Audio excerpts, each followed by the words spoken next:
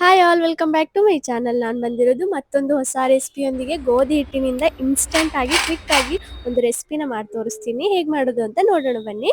ಒಂದು 2 ಕಪ್ ಗೋಧಿ ಹಿಟ್ಟು ತಗೊಂಡಿದ್ದೀನಿ. ಅದರಲ್ಲಿ 1 spoon salt, 1 spoon chilli flakes, 1 spoon ಅರಿಶಿನ, 1 ಸ್ಪೂನ್ ಖಾರ, 1 ಸ್ಪೂನ್ ಜೀರಾ powder, 1 spoon chaat masala, 1 spoon ಕಸೂರಿ ಮೇಥಿ, 1 ಸ್ಪೂನ್ ಅಜ್ವೈನು ಮತ್ತು 2 ಸ್ಪೂನ್ ಆಯಿಲ್ ಹಾಕಿ ಚೆನ್ನಾಗಿ ಹಿಟ್ಟನ್ನು ಮಿಕ್ಸ್ ಮಾಡಿದ್ದೀನಿ. ಮಿಕ್ಸ್ ಮಾಡಿದ ಮೇಲೆ ಸ್ವಲ್ಪ ಸ್ವಲ್ಪ ನೀರು ಹಾಕಿ ಹಿಟ್ಟನ್ನು ಗಟ್ಟಿಯಾಗಿ ಕಲಿಸ್ಬೇಕು.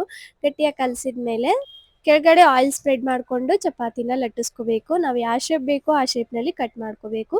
ಆದಷ್ಟು ಚಪಾತಿನ ತುಂಬ ತೆಳ್ಳಗೆ ಲಟ್ಟಿಸ್ಕೋಬೇಕು. ತೆಳ್ಳಗೆ ಲಟ್ಟಿಸ್ಕೊಂಡ್ಮೇಲೆ ನಾನು ಉದ್ದವಾಗಿ ಮತ್ತು ಸ್ವಲ್ಪ ಸ್ವಲ್ಪ ಸಣ್ಣದಾಗಿ ಕೂಡ ಕಟ್ ಮಾಡ್ಕೊಂಡಿದ್ದೀನಿ.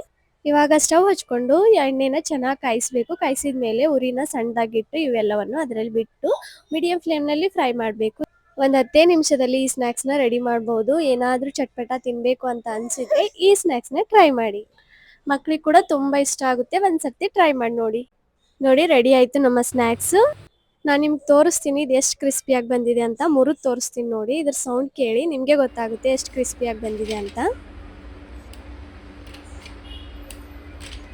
ನೀವು ಕೂಡ ಒಂದ್ಸಲ ಮನೆಯಲ್ಲಿ ಟ್ರೈ ಮಾಡಿ. ಈ ವಿಡಿಯೋ ಇಷ್ಟವಾದಲ್ಲಿ ಒಂದು ಲೈಕ್, ಶೇರ್, ಕಾಮೆಂಟ್ ಮತ್ತು ನಮ್ಮ ಚಾನಲ್ನ ಸಬ್ಸ್ಕ್ರೈಬ್ ಮಾಡೋದನ್ನು ಮರಿಬೇಡಿ. ಮತ್ತೆ ನೆಕ್ಸ್ಟ್ ವಿಡಿಯೋದಲ್ಲಿ ಸಿಗ್ತೀನಿ. ಅಲ್ಲಿವರೆಗೂ ಬಾಯ್.